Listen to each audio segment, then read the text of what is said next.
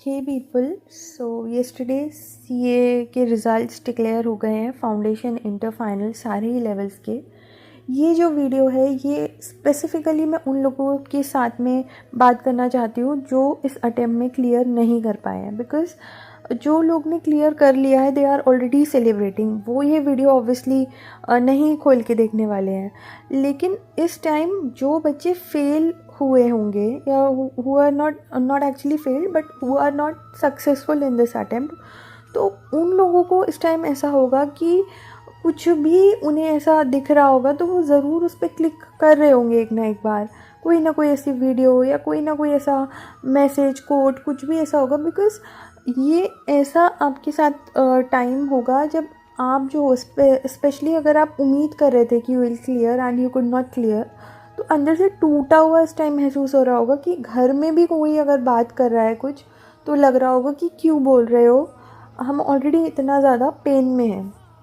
So I can totally feel whatever is going through in your mind कि ये छोड़ दूँ, is it my cup of tea, वो रिश्तेदार क्या सोच रहा है मेरे बारे में, या उसका क्लियर हो गया, मेरे इस दोस्त ने तो इतनी पढ़ाई भी नहीं की थी, मैं कब से लगा पड़ा हूँ, या फिर पिछले इतने सारे अटेम्प्ट्स में क्यों नहीं निकला और क्या गारंटी है कि आगे भी निकलेगा।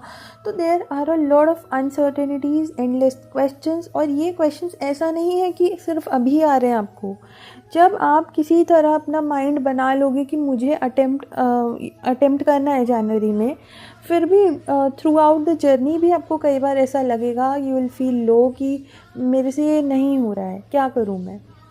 तो देखो, ये जो है मैं आज ये एड्रेस इसलिए कर पा रही हूँ बिकॉज पिछले कुछ अटेम्प्ट से I was also going through the same loop, और वो लूप आज टूटा बिकॉज मैं अपना सीए फाइनल ग्रुप 2 क्लियर कर पाई। सो मेरे अंदर एक थोड़ी स्ट्रेंथ और एक होप आ गई है कि हाँ, अब बस जो मेरा एक ग्रुप बचा है, ग्रुप 1, वो मैं क्लियर कर जाऊँगी। तो वही होप आपको मैं दे सकूँ, इसी ऑब्जेक्टिव के साथ में ये वीडियो बना रही हूँ आपके लिए, एंड आई होप कि आप इसको सुन भी रहे होगे।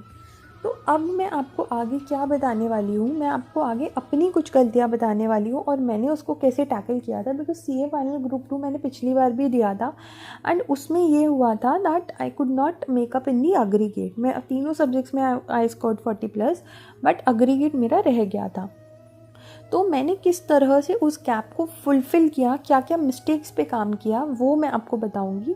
आपके साथ में हो सकता है कि कुछ और मिस्टेक्स भी हों ये वाली मिस्टेक्स के अलावा, तो आप उनको नोट डाउन करिए and what you are going to do is you are going to work on those mistakes. जब आप ऐसा कर लोगे ना, तो आपके क्लियर करने के चांसेस बहुत ज़्यादा बढ़ जाएंगे। आई एम नॉट सेइंग कि गारंटी है, बिकॉज जब इतना ज़्यादा टूट चुके हो, शैटर हो चुके हो, तो कोई कितना भी होप दे दे, बिलीव नहीं होता है। मैं खुद रिज़ल्ट से पहले इतना ज़्यादा रो रही थी, एंशियस हो रही थी कि क्या होगा क्या होगा।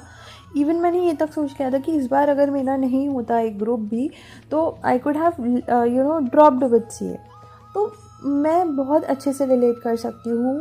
Whoever is listening to this, my prayers are with you. आप अच्छे से मेहनत करो एंड देखना बहुत जल्द आप जो हो अपने नेक्स्ट लेवल तक पहुँचोगे या सीए बनोगे। तो let's move on to the mistakes जो मैंने की थी। आप इन मिस्टेक्स को तो सुनो ही, इसके साथ में जो भी मिस्टेक्स आपसे हुई हैं उनको भी नोट डाउन कर लो। अगर अभी नहीं पता है मिस्टेक्स, तो डू वन थिंग, एक कॉपी ले लो, उसमें लिख लो मिस्टेक्स और कुछ पेजेस, कुछ पार्ट ऑफ द पेज छोड़ दो, सो दैट आगे वो चीज़ आपको हेल्प करे।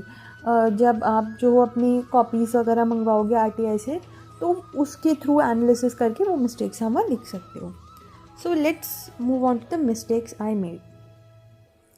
तो पहली मिस्टेक जो ये थी वो ये थी कि मैं एग्ज़ाम से पहले ही अपना कॉन्फिडेंस लूज़ कर देती थी। मैं मतलब एग्ज़ाम देने जा रही हूँ एंड अंदर ही अंदर आई एम नॉट फीलिंग कॉन्फिडेंट। मैं पहले ही नेगेटिव सोच ले रही हूँ कि पेपर टफ आएगा या मेरी ये गलतियाँ हो जाएंगी। तो वो एक पहला मिस्टेक जो था नेगेटिव माइंडसेट का, वो चीज़ आपको सबसे पहले दूर करनी है। ऑल्दो मैं जो हूँ रिज़ल्ट से पहले थोड़ा टेंस्ड हो गई थी, बट मैंने इस बार जो तैयारी करी अपनी, वो पॉजिटिव माइंडसेट के साथ में की थी, वो इस होप के साथ की थी कि इस बार I am going to clear, and ये एक बिलीव के साथ की थी। अब आप बोलोगे कि इतने अटेम्प्ट्स के बाद तुम्हें ये बिलीव कैसे आया, तो उसका ये रीज़न था कि अगर मुझे लग रहा था कि मेरा कोई सब्जेक्ट वीक है, लाइक DT IDT में मैंने जिस टीचर से पहले कोचिंग ली थी, तो मैंने ऑल दो क्लासेस ले ली थी एंड मुझे ऐसा लग रहा था कि ये सब्जेक्ट मुझे आ गया है, लेकिन शायद वो सब्जेक्ट मुझे उतने अच्छे से नहीं आया था। तो उसके लिए मैंने किसी दूसरे फैकल्टी से जब क्लास ली तो मुझे प्रॉपर तरह से उस सब्जेक्ट पे कॉन्फिडेंस आया।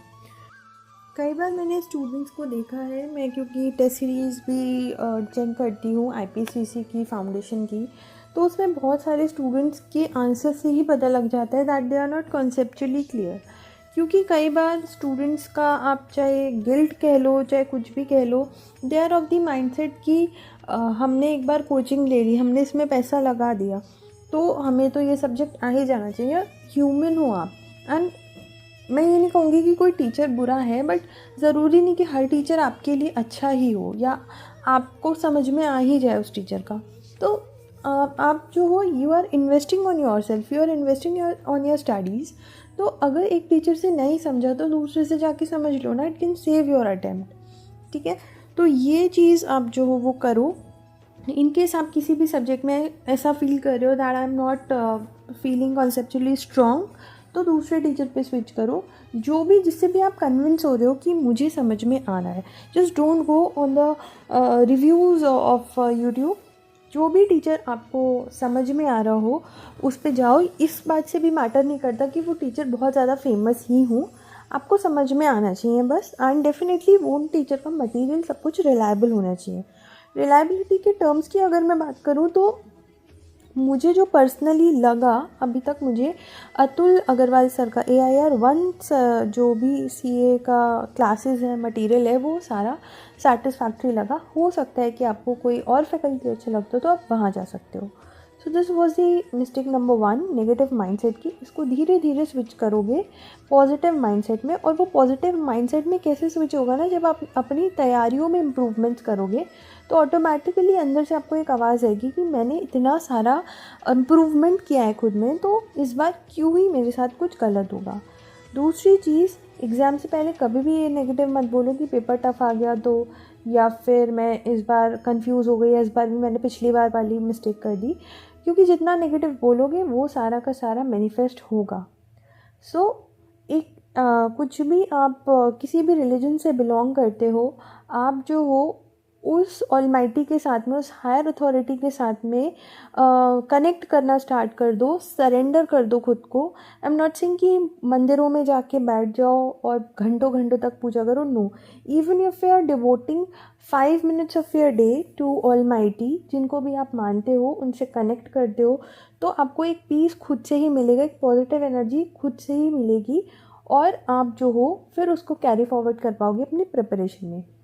मिस्टेक नंबर 2 जो मैंने करी थी वो ये थी कि मैंने जो है डायरेक्ट टेक्स्ट में और इनडायरेक्ट टेक्स्ट में, अगर आप CA फाइनल ग्रुप 2 के स्टूडेंट हो तो आप ये समझ सकते हो, मतलब बहुत बल्कि सिलेबस होता है ना, तो उसमें जो छोटे छोटे चैप्टर्स थे ना, मैंने उनको बहुत ज़्यादा अच्छे से नहीं किया था पिछले अटेम्प्ट में। तो होता ये था कि मैं बड़े चैप्टर्स पे ज़्यादा ध्यान देती थी, छोटे चैप्टर्स पे उतना ध्यान नहीं देती थी, और उसकी वजह से हुआ ये कि बड़े चैप्टर्स के जिन चैप्टर्स पे ज़्यादा ध्यान दिया था उसमें भी थोड़ी थोड़ी गलतियाँ हो गई, और ये तो अच्छे से नहीं था तो इसमें तो बिल्कुल ही मार्क्स गए। जबकि जो छोटे चैप्टर्स थे उनसे डायरेक्ट क्वेश्चंस आते हैं, तो आपको अपने सिलेबस में वो चैप्टर्स को सबसे पहले सॉर्ट आउट करना है किसी भी सब्जेक्ट के, जिसमें से श्योर डायरेक्ट क्वेश्चंस आते ही आते हैं, बिकॉज़ वो अगर स्ट्रॉन्ग हो गए उसमें गलती का चांस ना के बराबर हो जाएगा। नंबर 3 मिस्टेक जो है लास्ट अटेम्प्ट में मैं जो कर रही थी वो ये थी दैट मैं जो थी I was too hopeful with IBS कि मैं IBS में किसी तरह अच्छा कर लूँगी, और DD IDD जो है मैं ऑब्वियसली टारगेट तो कर रही थी कि मुझे अच्छा स्कोर करना है, बट होप्स मैंने IBS के पेपर से भी लगा ली थी CA फाइनल ग्रुप 2 में कि ये मेरा एग्रीगेट बना देगा। तो नहीं, आपको IBS से कोई भी उम्मीद नहीं रखनी है कि वो आपको किसी भी तरह एग्रीगेट में हेल्प करेगा। आप जो हो IBS को एक सेपरेट पेपर की तरह ट्रीट करो, और इनफैक्ट उसको और टफ ही आप मानो, लाइक ग्रुप 1 में ऑडिट की इक्विवेलेंट ही मानो, बिकॉज IBS का इंस्टीट्यूट को खुद भी शायद नहीं पता कि वो क्या करना चाह रहा है। अजीब सा पेपर आता है इसका, एंड इसकी कोई शॉर्ट स्ट्रैटेजी भी नहीं है, to be very honest. And अगर आप एक ही ग्रुप के लिए अपीयर करते हो तो इट बिकम्स मोर चैलेंजिंग। तो DD IDT में इस तरह से प्रिपेयर करो दैट शॉर्ट हमें जो है 60+60+ लाना है, और IBS को एक इंडिविजुअल सब्जेक्ट की तरह प्रिपेयर करो, उसको डेली टाइम दो, लेकिन do not depend on that for the aggregate part, ठीक है। नंबर 3 मिस्टेक जो मेरे से होती है, अभी भी हुई है इस वाले अटेम्प्ट में भी, जिसकी वजह से उतना स्कोर जितना मैं एक्सपेक्ट कर रही थी वो नहीं बन पाया, that was scoring less marks in MCQs। तो MCQs जो हैं, these are going to make your aggregate and going to increase your marks in every subject. तो MCQs पे बहुत ज़्यादा फोकस करना है। MCQs के आप ऐसा कर सकते हो, जो ICI के मॉड्यूल्स हैं MCQs के, उनको सॉल्व करो, उनको प्रैक्टिस करो, उससे आपकी प्रैक्टिस होगी। ऑल्दो मैंने ये सब सॉल्व किया था MCQs का, बट फिर भी पता नहीं मेरे जो मेन एग्ज़ाम थे उसमें मेरे MCQs में बहुत अच्छे स्कोर्स नहीं बन पाए, ठीक है। नंबर 4 जो था, जो मैं पिछले अटेम्प्ट तक सोचती रहती थी बट मुझे टाइम नहीं मिल पाता था, बट इस बार मैंने ज़रूर ही किया, एंड दैट वाज कि मैंने जो थी 100 मार्क्स की 2 टेस्ट सीरीज़ लिखी, और वो मैंने मतलब प्रॉपर लिखी पूरा सिलेबस प्रिपेयर करने के बाद में। पहली टेस्ट सीरीज़ शायद मैंने 70% सिलेबस कंप्लीट करने के बाद लिखी थी, दूसरी सीरीज़ मैंने 100% सिलेबस के बाद लिखी। तो उसमें जो मेरे स्कोर्स आए थे उससे मेरे ऑल्दो मेन वाले एग्ज़ाम में थोड़े कम आए हैं, लेकिन उन वाली टेस्ट सीरीज़ को जब मैंने सॉल्व किया वो चेक होकर के आए। वो टेस्ट सीरीज़ भी ऐसी थी कि वो किसी और ने चेक करके मुझे दी थी, मतलब जिस पे मैंने एनरोल किया था। तो उससे मुझे ये हो गया कि अरे वाह, मेरा एग्ज़ाम कोई और चेक कर रहा है तो भी मैं इतना स्कोर कर पा रही हूँ, दैट मीन्स मैं मेन एग्ज़ाम में तो और अच्छे से कर लूँगी। So that gave me a positive hope.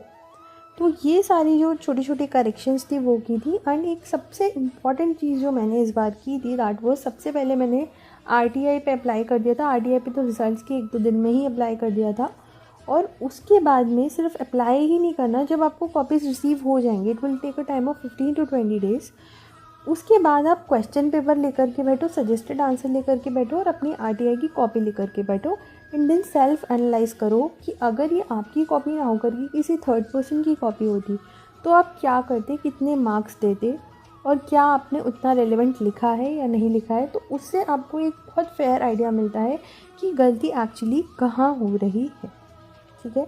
सो ये कुछ एड ऑन पॉइंट्स हैं जो आप अपनी प्रिपरेशन में इंक्लूड कर सकते हो अगर आपकी साइड से भी ये गलतियाँ हो रही हैं, एंड देयर आर चांसेस कि आपकी साइड से कुछ और गलतियाँ हो रही हो। तो टेक सम टाइम, एनालाइज करो खुद को, एंड बिलीव रखो, यू नेवर नो कि कब आपकी ये सब कुछ एक डेस्टाइंड होता है कि कब हमें क्या बनना है, हमारे लाइफ के कर्मास के अकॉर्डिंग होता है। This is what I believe personally.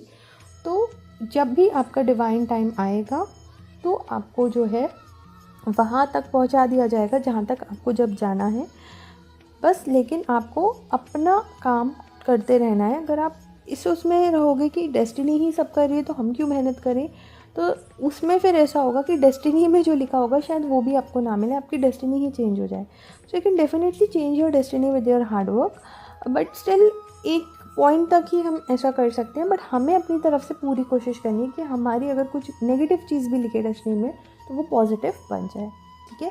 So that was it for the video. कोई भी आपको मेरी तरफ से हेल्प चाहिए हो तो वो मैं डेफिनेटली आपको करूँगी।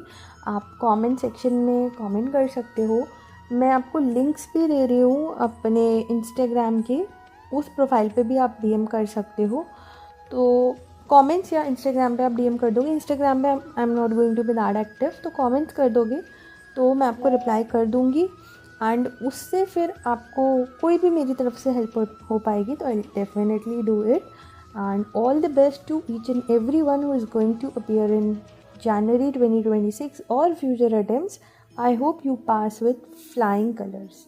Thank you so much.